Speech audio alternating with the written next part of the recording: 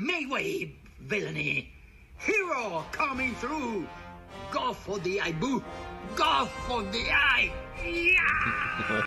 12 Uhr Broadcasting. Panel from Hell, meine Best Moments zusammengeschnitten. Gleich geht's los. Ich freue mich schon riesig und euch wünsche ich schon mal viel Spaß dabei. Holy Knight, der Titel sagt's schon, Paladin. Für mich die erste Klasse, mit der ich damals Baldur's Gate 2, also ich hatte mit Baldur's Gate 2 angefangen, habe dann Baldur's Gate 1 gespielt und jetzt halt Baldur's Gate 3.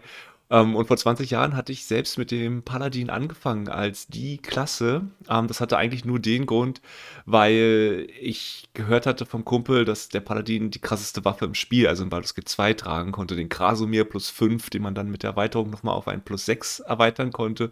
Und das war für mich Grund genug, den Paladin zu wählen, weil ich halt noch komplett neu in der ganzen Welt war und nicht wusste, welche Klasse wie, was, wo kann. Und ja, dann hatte ich einfach den Paladin genommen und muss sagen, hat mir sehr viel Spaß gemacht. Zum Paladin selbst, es ist sozusagen der Goody-Goody, wenn man so will, also klassischerweise früher in den alten Regelwerken zumindest ein rechtschaffend guter Charakter, das heißt getrieben vom Guten und rechtschaffend, dass er im Prinzip allen Regeln und der Ordnung folgt. Also wenn jemand die Welt beherrschen sollte, dann ein rechtschaffend guter Charakter oder Gruppe, die für das Gute und für Ordnung sorgen. Nicht prinzipiell meine Gesinnung in Dungeons and Dragons. Ich bin so eher auf der chaotisch guten oder neutral guten Seite, vielleicht aber auch auf der neutralen Seite. Das schwankt immer so ein bisschen, aber rechtschaffend gut ist halt so das Extrem, wo ich mich eher selten befinde. Deswegen weiß ich noch nicht, ob ich den Paladin selbst spielen werde. Und ja, der Paladin selbst kann Magie einsetzen, ist ein starker Kämpfer, Krieger, wenn man so will. Und kann heilen, ist einem oder untersteht einem Eid. Das kann in der Regel ist das irgendwas Religiöses zu einem Gott. Und diesem Eid versucht er Dienste, Ehre zu leisten, wo er auch kann und ist dem gebunden, wenn man so will, bis zum Tod. Also wirklich ein schon fast fanatischer Kämpfer. Und ja, 8 Sekunden. Ich denke, die Zeit können wir jetzt abticken lassen. Jetzt geht's los. Ich bin gespannt, wie es anfängt. Ja. Tell me, why have you come here? We must all cure ourselves of the entire cult of the Absolute. Hier übrigens nochmal der neue Trailer zu sehen. Kann ich gleich mal ein Video von mir verlinken. Trailer-Analyse. Ich finde es ganz interessant. Wilde Theorien, teilweise, die ich aufgestellt habe, wird sich zeigen, ob es... Ja, Hera. Ist mir erstmal gar nicht aufgefallen, dass sie da war. Erst beim zweiten, dritten Schauen habe ich gesehen, das ist ja Hera. Im Prinzip zeigen sie jetzt nochmal den Trailer. Und schaut euch gerne meine Analyse an. Ich denke, dass ein paar kritische Punkte mit drin sind, die man diskutieren könnte. Wie immer gerne in die Kommentare schreiben. Und eigentlich hier hier sehen wir den Paladin.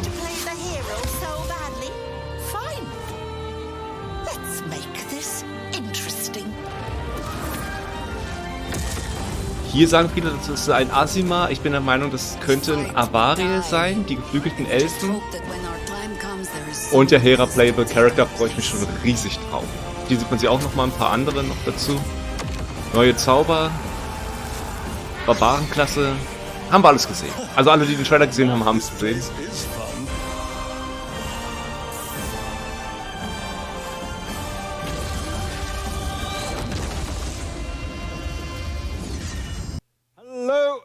Und damit geht's los. Welcome to Panel from Hell number 7. We have a packed show for you today. We're going to be talking about the trailer you just saw. We'll talk about the release date, which is in August in case you missed it.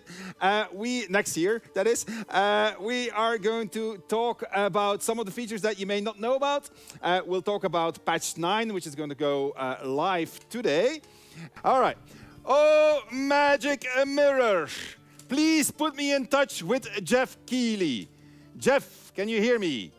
Jeff? Hello, Jeff, can you hear me? Jeff? I can hear you loud and clear, Sven. Happy holidays, I guess, right? Thank you very much. But yeah, the trailer, I think everyone sort of wants to know the big surprise at the end with Minsk and understanding, how is Minsk alive? How is Jaheira alive. Can you tell us a little bit about the narrative context? Yeah, sure. Well, Jaheira obviously is a half-elf, so she was a famous companion from the original series. We decided to bring her back, give her quite a big role into the game. You can Gute play Entscheidung. her, you can recruit her as a companion if she likes Aus meiner you. Sicht. You can also have her as an enemy if she doesn't like you. Oh, okay. She must be about 150 years old now. I think she was about 30 to Was 50 für ein years old Halbelf in the okay original ist. game, so she's grown a little bit older, so she's a little bit grayer like myself. And then Und myself. Minsk, of course, he is a human, so he should be dead by all definitions by this date. However, he was petrified. There are Also comics out versteinert. there by Jim Zub. And so he was petrified. He became a stone statue in the middle of the White, which is like the big market district in the upper city in Baldur's Gate. And so he was there. He was standing there for over 100 years. And then he was hit by some wild magic during a chase by monsters who were hunting a wild magic sorcerer. And he became alive again. And he looked exactly as the moment that he was petrified. It was very convenient for us because we could just pick him up, put him back together into the game, make sure that he was going to meet his buddy Jaheira at some point. And so around that we started building story. And so that's how you're going to encounter Minsk and Jaheira in Sehr BG3. nice. Ja. You'd be surprised, actually. There was a lot of debate. Will we bring him back? Will we not bring him back? And then at some point, there was some momentum for a piece of story that needed to come together, and he fitted perfectly into that. And from that, it became very natural. Okay, So I'm not going to spoil it interessanter today. Gedanke. Piece of story, What I will spoil is that you can Minsk also recruit him as a companion.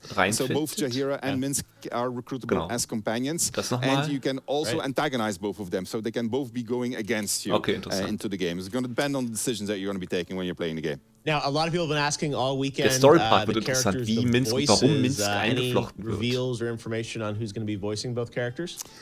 Yeah, for sure. Ich hoffe auf Dinner hier aus Teil Jaheira 1. is not played by the original actress. She's played by a very good actress named Tracy Wiles. So when we heard her audition, we said like nails it instantly. So she's been doing quite a lot of lines on Jaheira because she obviously is also a companion.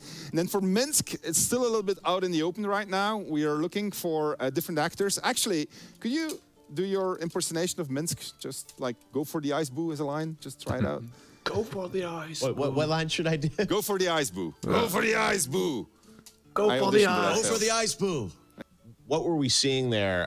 Was that Baldur's Gate, the city that we were seeing in the trailer?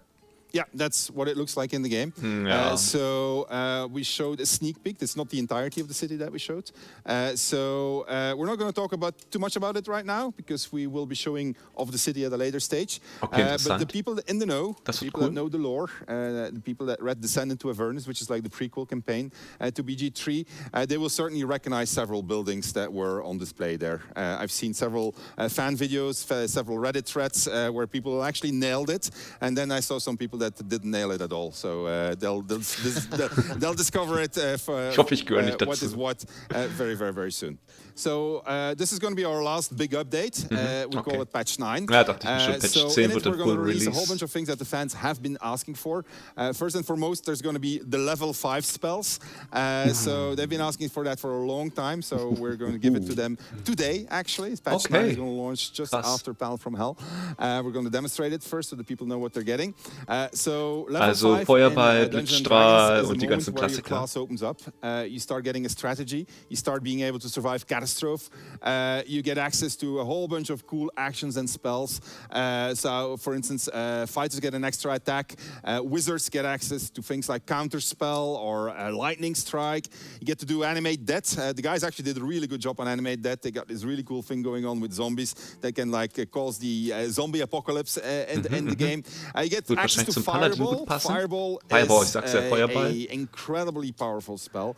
I don't know about you, but when I was playing BG2, I fireballed myself through everything essentially. Like that was Fireball, that's the one. Musste I man gotta nur gucken, say. dass halt That's keine amazing. So Companions coming level mit 5 drin standen. Fireball.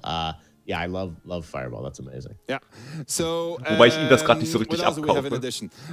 Well, you're going to find for each of the Actually, classes. you know what, with Fireball, I was actually going to say that like maybe I could just do a Fireball right now. I mean, Right, you don't I have am patch 9 the yet. master. I'm the master of hot content.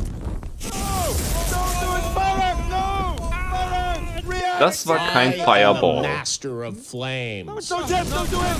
Jeff, no! No, Jeff! No, cut! Okay, ja. Ne? Das war kein Fireball. Fireball explodiert. Every time we do this battle from hell, somebody has to die. Yeah, we were waiting for you. Maybe you could have stopped all of this if you wouldn't have been late. Yeah. By the way. You have it? Oh, yes. Yeah. Do you have it? I have it. Got it? You have it? Oh, yes, I have Yeah. it. Oh wow. Let's see. Jetzt bin ich mal Alright, gespannt, okay, was kommt. I'll give it to you. You got it? I have it in my pocket. It's very Das deep. Artefakt, das Gift-Artefakt? Don't do this. All right. Is this? Oh, yes, it is. This is the thing. It is it. All right, chat. So we got a level with you. When we were telling to Jeff that we were still looking for an actor for Minsk, all right? What he didn't know, or what I didn't tell him, is that we had Stain go and look around the world to find the right actor to play Minsk. Now, Stain went very far. I scoured the earth and I found the hottest talent in showbiz right now, Sven. There you go. They're all on there. The hottest talent in showbiz on this stick, and we are going to pick that actor right now, all right? Okay. Let's do the magic mirror trick. Oh, magic mirror, please take everything that is on this USB stick and project it to the screen. Make way, villainy. Hero coming through. Go for the Ibu.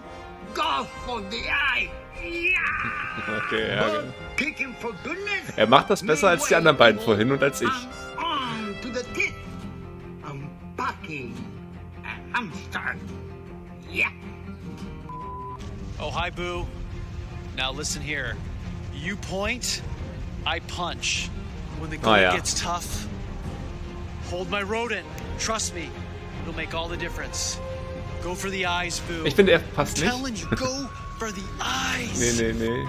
Make way, evil! I'm armed to the teeth and packing a hamster. Go for the eyes, Boo! Go for the eyes! Crisis alert! Enemies approaching! Ach, er. Go for the eyes, Boo! Go for the eyes! Nee. Okay, ja. There'll be safety in numbers, and I can 2 or 3 at least! Go for the eyes, Boo. Go for the eyes! Feel the backhand of justice.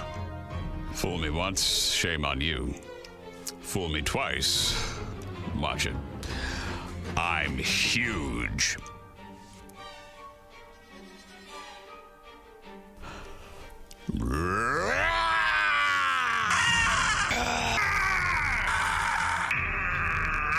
Er ist am besten, tatsächlich. I think you should try harder. Oh, okay. Da bin ich mal gespannt. Da bin ich mal gespannt, wie das wirklich ist. Die bauschen das ganz schön auf. Das ist I'll ziemlich find cool. someone else. It's fine. Right? Okay, It's fine. so you'll keep on looking, right? I will, Okay. I will. If you find someone, Ach so, just ja. come here. We're counting on you. You Haben doch noch are a keinen. man who's going to figure out for us who the next Minsk is going to be. I Right? actually So we're might gonna have someone in mind. There, I'll there come you back go. to you. I I'll come want back you to you. to I'll hold come on back to to you. that thought. Okay. But before we go, because we have some things to talk about, and this is patch 9. Yeah. And what is patch 9? So let's talk about level 5. All right. So Yeah. Jeff got it out of me. What's inside of patch 9? Level 5. He knew it. All right. So tell me a little bit about some of the exciting things that are coming. Okay, in level 5, mal sehen. And first and foremost, Feuerball, why is level 5 Blitzstrahl. such a big deal? So, like you mentioned, level 5 is when things get real, get serious. Ich weiß gar nicht, You was get da a noch lot alles of, für Spells gab, cool Level heavy 5. hitters, Werden wir aber gleich sehen. Fireball, Call Lightning, other spells, and even your... Fireball, yeah. Yeah, sorry, Farron. Yeah. But another thing that you get is Don't touch the counterspell. ashes.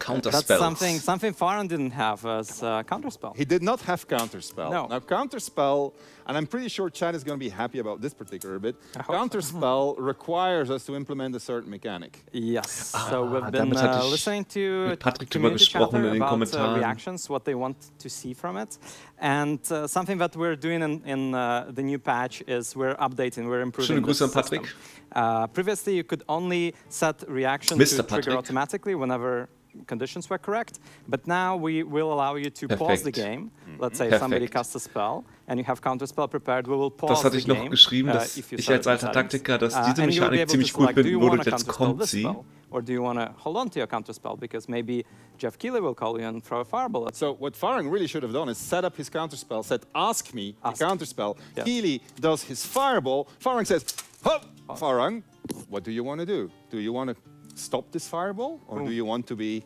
well, what he is now? And so Farang could have then said, yes, I want to counter this. Yeah. And he would have survived. we have some more spells as well. So about more than 30 spells are being shipped. One of them is gaseous form. Oh, you want to gaseous forms? I wanted to talk about a different one. Well, you want to talk about gaseous form? Okay, tell me about gaseous form. Well, I think you'll like it actually. Once you will try it, Okay. It lets you turn into a cloud of gas. Nothing explodes, sorry, but you get resistance to all damage, and Okay, interessant. you're very hard to kill, basically. Okay. So it halves your damage because you get resistance. And I heard rumor that you could do something special when you are in gaseous forms. We will talk about maybe about that a little bit Da bin ich mal later, gespannt. later. Oh, we have a visitor! Oh, Santa! Santa! Ja, ein bisschen cool dran, der Kollege. Well, we have the naughty list right here, of course, to make Naughty sure list. that there's nobody who gets presents who shouldn't get presents. But we're going to make sure this evening Hört sich an that wie only Santa's those people favorite get adult presents who movie deserve list. them. You were giving examples of spells, right? So Yeah, another one. Yeah. So if you're a cleric or if you have Shadowheart in your party, you're gonna get Spirit Guardians. what's that? Sorry, Santa. Sorry. No, stay. Be careful, guys. Sorry. Don't get into Sorry. trouble. Don't mess with the Santa. Right? Remember your mission. Okay. Spirit Guardians. Radiant damage or necrotic damage around you. If you have problems with undead, that's what you want to get. So you can raise a corpse as a skeleton or a zombie. That's up to you. Okay, I mentioned interessant. that to Zombies that you raise, if they bite somebody and if you kill that somebody fast enough, there's going to be another zombie coming out of them. Ooh, okay. Right? So that means like one zombie costs 2 zombies. Yes. 2 zombies cost 4 zombies. Yes. Okay. 4 zombies cost 8 zombies. 8 zombies cost 16 zombies. Geometric 16 zombies gets 32 progression. zombies. 32, Das 64 schreit zombies. nach 64 zombies, 128 Game zombies, abuse. 128 zombies, Breaking the 256 game. zombies. Does this go all the way to like 65,536 zombies? I'm sure we'll see online. Ja, wollte ich gerade You're one. sagen. Probably if you Ja. start counting Game from once, Break. Ihr seht sicherlich schon die Well, Titel we'll vor start uns, trying Baldur's that zombie. Gate I want 3. to try that zombie thing out. All right, so zombies, good. Yeah. Basically, game Spiel sold to me right gecrashed. now. 5 I Millionen heard Zombies. rumors about flying. Yes, you heard correct. It took us a while. Young Sten, this has gone too far. But Santa, I have to know who's on the list, Santa. I have to know. Mein Tipp, You don't digital. have to know. Oh yes, I do, Santa. And you will tell me. Er ist auf der You will Liste. tell me who is on the Auf seiner Young Santa's Stan. Naughty List. Do not mess with Santa Claus, because I don't think you suspected What are you that gonna Santa do, old Claus man? would have a candy cane Holy Avenger. What are you gonna do with that, Santa? Haha! Attack! Reaction! And then Divine Smite! Jetzt kommen wir zum Paladin. Das ist ja das klassische Another one. Divine Smite. Smite. 3 in a row. Well, He's no, okay. No, wait. Der Paladin-Move schlechthin. No, he's a vampire. He's just paralyzed. No, but he's not dead. That would be in violation of my oath. I'm Your oath? fine. You have a Santa oath? Of course. Pala Of course I Santa's have ein an Paladin, oath, okay. Because Are you? who doesn't have an oath when he's a paladin? The answer to your wishes is right here in this VHS. Video. Sent from very hot Santa. Can I? Yes. This sounds like a Santa's Naughty List, ich sag's ja. sounds like a. I got a top secret video. And what's on the video? Here. Oh well. Pop the sucker in and find out. I will. Was Santa. könnte da drauf All right, sein? popping sucker in. Connection to magic mirror. Santa, young Sven does not know how to put a videotape. Ah, there you go.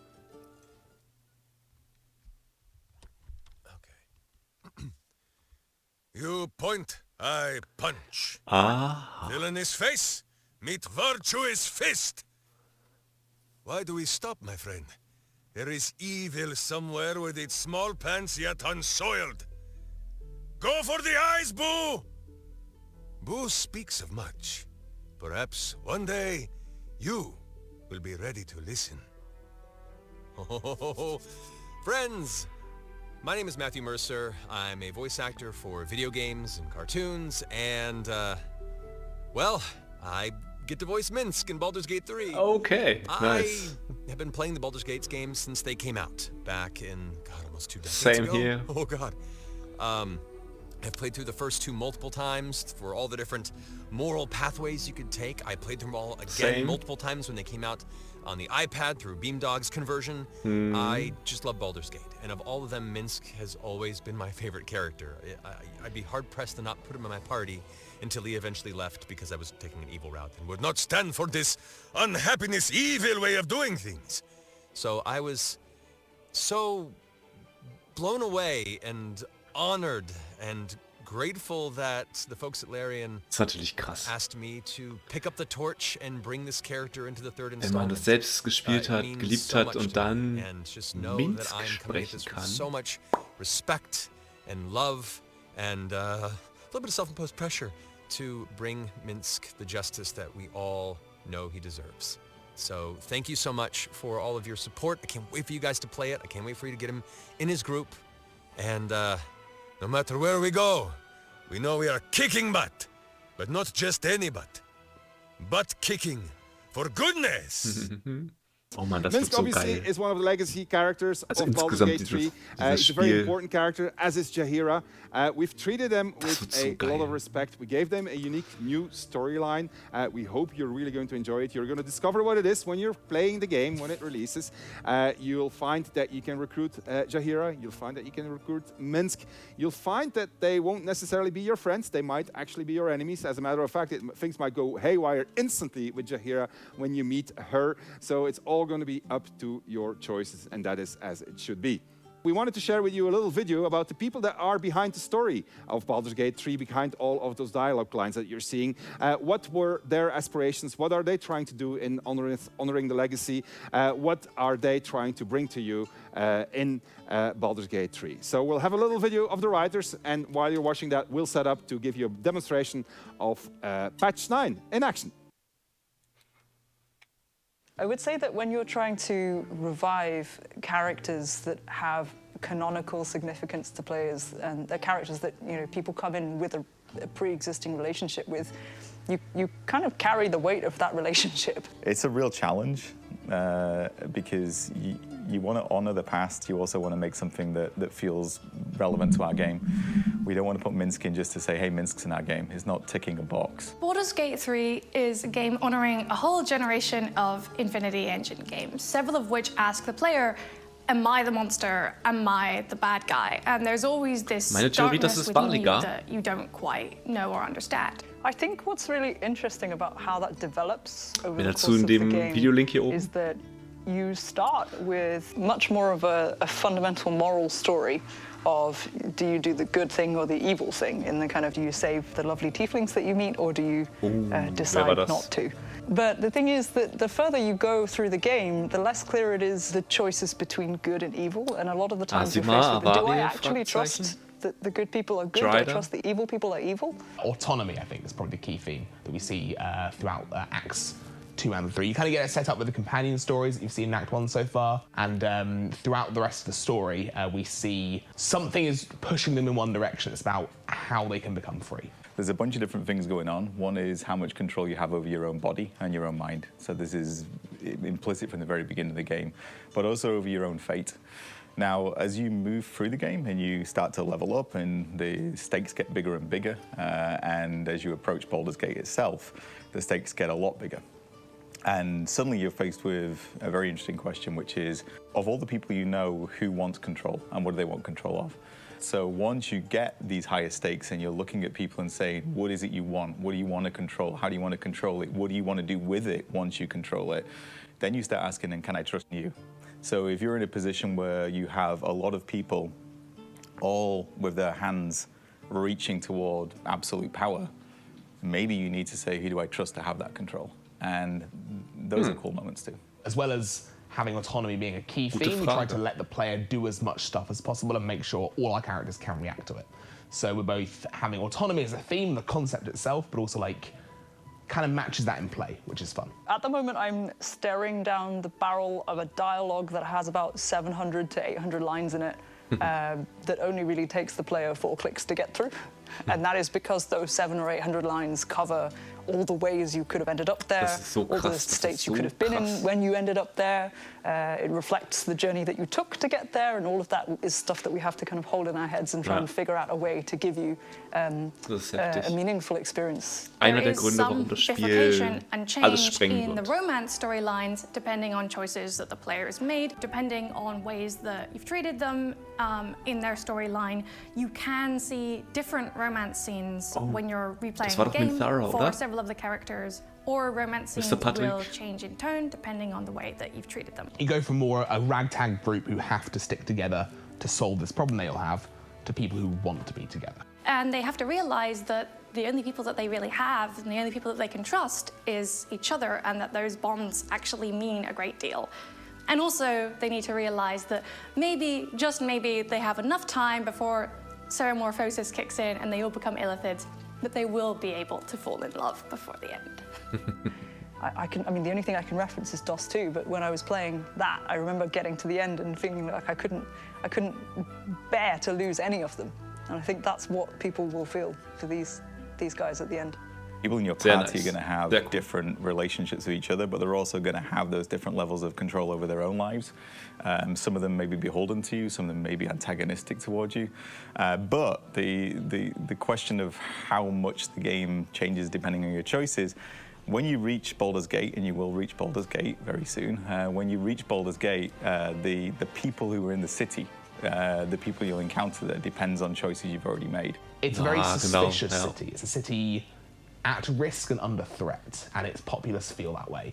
More than in any other area of the game, when I'm walking around the city of Baldur's Gate, I just find my jaw dropping all the time. You Okay. start working a game like this, and you want Das to see macht Baldur's Hoffnung. Gate. Also das ist Hoffnung. Das, And the das first time bestätigt we meine saw Hoffnung. Baldur's Gate, it was a holy shit moment. Okay, Spielszenen, All mal right, sehen. well, I am a paladin. We got Gale with us. He's a level 4 wizard about to get level 5. Shadowheart is level 5. Astarion is level 5. And I'm a paladin who's about to level Level up also. 5. But before we get Okay. into the level up, maybe show off some of that Now level we're 5 talking. goodness by starting to do something with these corpses here, Nick. Oh yeah, That was a running theme today. I can totally animate them. So would you like a skeleton or would you like a zombie? Man, do you really need to ask? It's zombies, isn't it? All right. Let's see. All right. There it is. Look at that beautiful zombie. So this guy can infect others, and then they are going to become zombies. So I am a level 5 paladin. I did Oath of the Ancients. Ich nehme Well, I'm mein about to Video become weg. level 5. I got a bunch of new spells. I got a bunch of new spell slots. I got Misty Step and Moonbeam, which is nice as subclass features. Moonbeam. And then I can customize draußen, my lässt, spells. Now I'm going to focus only on new spells. Video. So let's see. That's an old one. Bless. Command actually has new things, right? What does it have? Yeah, so previously it was just one command, now we have 5 different commands. Okay, that's good. So I'm going to get rid of that. Compel Duel, that's like Taunt, so that's new. I'll keep that. Cure Wounds is boring. Divine Favor is new too. Yep. That's a Paladin. That's a Paladin. Bonus action. Heroism, we had that in the past. Boring. Protection from Evil and Good, boring. Shield of Faith, boring. All right, let's see what the new stuff is. Yeah, So okay. we have these two. So we have Searing Smite. I like Searing Smite. Sounds good. All right. I got Thunderous Smite. Okay, I ja. like that. That Hau sounds rein. good too. I got Wrathful Smite. Hau That's rein. good too. All right. Boring. Lesser boring. I'm not going to be restoration? exactly the paladin that's going to be healing you the entire time, you know? Yeah, I just see. I'm smiting type of guy. Magic weapon. Sounds good. Protection from poison. Boring. Branding Smite. That's my buddy. All right, so I can live with that. So I forgot to change. We need to look at my gear also. Optisch macht der So I got Paladin this new erstmal fancy nicht helmet so of den smiting. krassen Eindruck. And so the helmet of smiting gives me bolstering smite. And that basically means that I get temp HP whenever equal to my charisma modifier, which is 3, every single time I apply a condition associated with my smite spells. And obviously they can't land critical hits. Ich hätte aber vielleicht gerade andere Erwartungen an das Aussehen von Paladin. I'm going to get my intransigent Warhammer. I don't know how to pronounce Das that. war einfach nur eine That gives me geglänzte Impulse Rüstung. Blast, and it knocks nearby creatures prone after killing a target or landing a critical hit, which I think is pretty cool. Hello, zombie. That's our job. Well, there you go. Zombie attacks. All there. All right. And actually has the crawling gnaw. So is that what I think it is? Crawling gnaw? Yes, that is it. Der hat ganz schön viel Infected verloren with schon, zombie der Marcus. Owlbear. Go ahead. Yeah, Level if 3. if we kill target quick enough while the condition is there, there's going to be a zombie coming after it. Dude, that's so cool. Is it going to be an all-bear zombie? Okay. No, it's going to be a regular zombie, right? Okay, I'm first going to set up my Smite and demonstrate the reaction system. Right, so you see these little things here? These are my reactions that are currently active. So I have Divine Smite on critical hit, Divine Smite on critical hit. Now, how did I make them active, you wonder? All right, well, if you click on them, Okay, you that's get also this menu, reaction and so you can basically say which ones you want to have active. So I'm going to activate my level 1 and level 2 Divine Smites. Und dann kann man auswählen, ob man... And then I'm going to tell the game that it needs to ask me when it wants to apply it. Why? Because Divine Smite comes at the expense of a spell slot. Now, it's got this really cool thing. Und das will man halt manchmal nicht verbrauchen. Deswegen kann man dann sagen, nee. I love that part of the Paladin. Oder eben ja. Searing Smite, that sounds good. Searing Smite, okay. Searing Smite at level 2, no, level 1. 6 bis 25 Damage. Oh, and I activated my Smite, and because I had the reactions active, the game now asks me, do you actually want to use a Divine Smite? And it asks you at what level? At level 1 or level 2? So let's do a level 2 Divine Smite, and that hit it really hard actually, it's almost dead. And I can Divine Smite it again, and so... Bang! Zweiter Zombie, aber kein Owlbear-Zombie. Ich weiß nicht, ob das im Full Release dann wirklich ein Owlbear-Zombie werden könnte oder ob die immer so aussehen. Aber erstmal haben die, glaube ich, generische Zombies. Aber das ist krass, dass man da halt nicht so eine Armee von Zombies züchten kann. Kann man die heilen? Wäre jetzt meine Frage. Gale kann scheinbar eine Stufe aufsteigen, ja. Long rest. Okay. Oh, no, wait. Einer ist weg. Ein Zombie. Das dachte ich, können sie auch noch verbessern, dass man nicht ständig ins Lager muss, wenn man und Dialoge starten muss, wenn man seine Companions austauschen will. Lizelle just asked me if I'm going to join her. I promised those tieflings that I was going to join them in battle. I need to make a choice. That says, yes, we shall break the oath. So we're going to attack the tieflings. Gut, das ist jetzt keine große Überraschung. Yeah, 3 good scorching rays should do the trick. That's it. Oh, something happening. Eidbrecher.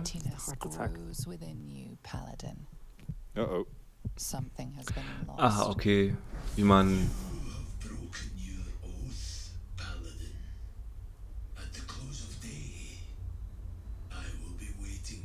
Uh-oh. Hey, isn't that cool? Wie man got my Oathbreaker coming up. Okay. Gefallener Paladin sozusagen wird. Yeah. Einfach einbrechen. I'm a Paladin looking for a new friend. Oh, there he is. Look at that. The Custodian of the Fallen. Okay, der ist also da im Camp. Oathbreaker Knight. All right. So, let's talk to him. Oh shit, I got cinematic context. The shedding of your bond. You called to me. I am here to show you the way. Alright. I'm in no mood for riddles. Oathbreaker, I'm on a show. Whatever you have to say, spit it out. I offer no riddles, nor do I offer clarity. Where you must walk, there are no signposts. There are no maps. It is a path I have walked since the moment I fell. Now, you will walk it too, Oathbreaker. Ooh. You swore to protect life itself. To serve the natural order. Das macht die Paladin Klasse sehr interessant. Rollenspielmäßig. Tell me, why did you abandon your oath? Oh man, you're never gonna believe the reason. For the likes. So let's say that. A silent betrayal. To know the reason for your fall is perhaps to know the shape of things to come. Take comfort in your undoing. I, like you, abandoned my cause. But much can still be achieved. Your oath is broken. The light within you fades. A new power is awakening. Okay, krass. All right. Okay, well, I'm going to give chat one last chance. Let's do it. All right. Chat wird das Okay, machen. chat. This is up to you. Do you want us to break our oath and say that we become an oathbreaker, or do you want us to try us to redeem ourselves? Aber rollenspielmäßig so up wird to das you. ziemlich Kieran, I don't know, krass. you don't have this ready, but if you can set up that vote, that would be a good vote. Weil man ja immer gezwungen ist, wirklich die Klasse It's an Paladin zu Iof. Are you spielen gonna und zu become seinem, an Iof? zu seinem You Eid zu missed that stehen. oath. I'm ready. I will become an oathbreaker. Do not resist. Surrender and be remade. Okay.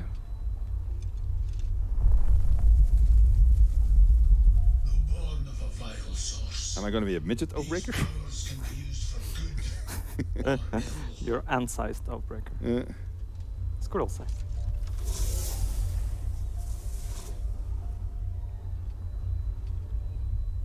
Your oath no longer binds you. The choice is yours alone. All right, and we get access to our hidden subclass, the Oathbreaker. So let's have a look at what comes with it. All right, so we get Spiteful Suffering. Now, what can you tell us about Spiteful Suffering, Nick, that is really cool about it? It's very spiteful, but suffering is not going to be yours. No. 4/7 damage. Ja. It's going to anybody that churned. Wait, say that again. Target takes. Oh yeah, it's a target spell. 1d4 plus 3 necrotic damage, and it's oath charge. Okay, good. Then I get control and death. Then that sounds cool. Yeah. Like, very fitting to the team. So that basically means I can like take a skeleton and it becomes my skeleton. For a while. For a while. It fights for you. Everything needs to be balanced. Dreadful Aspect. What does that do? It frightens people. It's very dreadful. Good, frightening. Then I get Inflict Wounds. Hellish Rebuke. That's going to provoke reactions also, right? 20 damage. Hellish I have Rebuke that. is one of those. All right. Crown of Madness. And then I have Darkness. A cloud of magical darkness that heavily obscures. Yeah. Obscures. Can't see Ich it glaube, man there. kann nicht rein, nicht rausschauen. By the darkness. Remember what he was telling you about gaseous form? So I'm going to cast that spell on myself using a cheat scroll. And look at me, how cool I am. Die Gasform. I'm a cloud. Right? Ja, das I'm ist a auch cloud. interessant. Das I hatten can Sie ja am walk Anfang around as a cloud. erwähnt. It can do the following things. Do you smell? No, well, I'm just cool, right? I can fly to spots, right? Remember when I said you can fly? Ah, that's There you go. And I just flew on top Das of ist of the roof as a gaseous form. Look at that. I'm the master of the world. You can just fly back to you. Man kann sich dann wahrscheinlich Let's in do that. Fleisch und Blut zurückverwandeln There we go. und dementsprechend ganz andere Orte erreichen. All right. Okay. Gas I'm not ist- going to stay Gas gaseous ist form, so I krass. can Gas click on ist this convenient interessant. little buddy. All right, we're in combat, finally. Oh! Have we ever been this lucky in the opening of this fight? No, I don't think you ever got Gale. Hold on. Well, I need to make sure my counterspell is set up. It's Okay. set up, okay. Okay. Jetzt bin ich mal gespannt. Jetzt wird er natürlich Feuerballen nehmen. Lo and behold, 3 dead Githyanki. Jetzt bin ich gespannt. That was good, but it wasn't good enough. Nee. All right, well, you know what, Gale? Aber der Schaden ist You're fine ordentlich. here, actually. You don't need to miss a step away just yet. Okay. Oh, he does counterspell instantly. Ah, man. Hold person. What do you think? Person. On whom? Tav? On Tav, yeah. Yeah. You Counterspell? need Tav to smite people, right? Yeah, Tav. There you go. I counterspelled him. Stupid Githyanki 4F. Not too close. I'll use Spirit Guardians. Ah, yes, you If wanna somebody talk wants about to walk spells, up to yeah. us. All right, I'm my Aber hätte er nicht Searing angreifen Smite. können und All stoßen, right, and we're frage going ich to put mich it at a gerade. higher level. All right, so that's going to do a lot of damage. And because I hit her, I now get my Divine Smite on top of it. Okay. See how this works? This is so powerful. Paladins are OP. They're OP. It's always We're okay, gonna they're- regret this so All right. hard. I ended my turn, your turn. Okay. Oh, Hellish Rebuke. Hellish Rebuke, All right. Ja, mal schauen, ob die reaction. wirklich so Bang. overpowered sind, die Paladine. Boom! Oh, the Paladin is so good. This is why this guy is popular. Now, Mein guess erster what? Eindruck ist erstmal, dass I der know, I used Paladin my counterspell. okay ist. Also der ist might be out of your definitiv eine spell slot. interessante Klasse. I wanted. You know what I wanted to do. Hold on, what did you give me as cheat? Es ist cool, dass man Oh, I halt didn't play music. diesen Oh, I got Oathbreaker Scroll haben of kann. Stinking Cloud. I gotta do it. Oh no. I I don't wanna.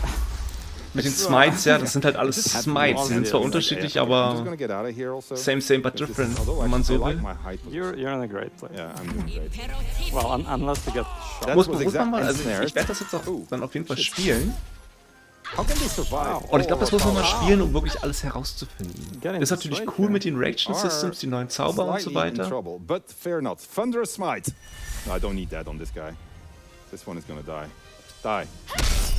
Do I need a Divine Smite on this? I'm not sure. Not anymore. Fine. That is it. Patch 9 is live. Ja, also das war Patch 9. Letzte große Update vor dem Release im August nächsten Jahres voraussichtlich. Und wir haben die neue Paladin Klasse gesehen, keine Überraschung. Wir haben eine neue Mechanik gesehen, die mich eigentlich am meisten freut, weil der Paladin, der war zu erwarten. Deswegen war ich über die neue Mechanik am meisten überrascht. Nochmal schöne Grüße an Patrick, Mr. Patrick.